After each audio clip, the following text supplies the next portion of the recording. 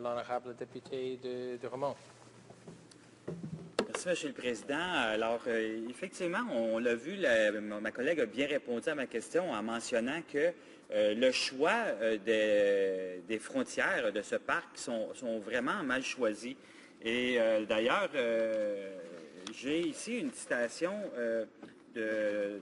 d'Alison Whitley, qui se trouve à être la personne qui est responsable des parcs pour la Société des natures et des parcs du Canada. Et ce qu'elle dit, je la cite, « Malheureusement, je dois commenter aujourd'hui que la limite du parc proposé dans le projet de loi S5 ne permettra pas d'atteindre ce but de conservation, puisqu'elle exclut une grande partie de l'habitat important du caribou des bois, y compris des terrains cruciaux de mise-bas et des lieux de reproduction, de même que l'habitat des grizzlies et des mouflons de dalles.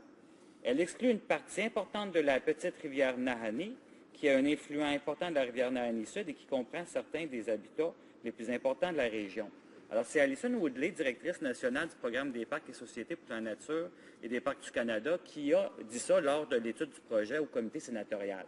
Alors, ce que je me pose comme question, oui, on est en faveur de la création de nouveaux parcs et on est heureux de la création de ce nouveau parc-là, mais pourquoi les conservateurs ne prennent pas plus en considération l'avis des experts qui leur disent que pour avoir justement l'intégrité écologique, pour justement bien protéger les parcs, et ce n'est pas vrai que la protection des parcs va nuire à l'économie, au contraire.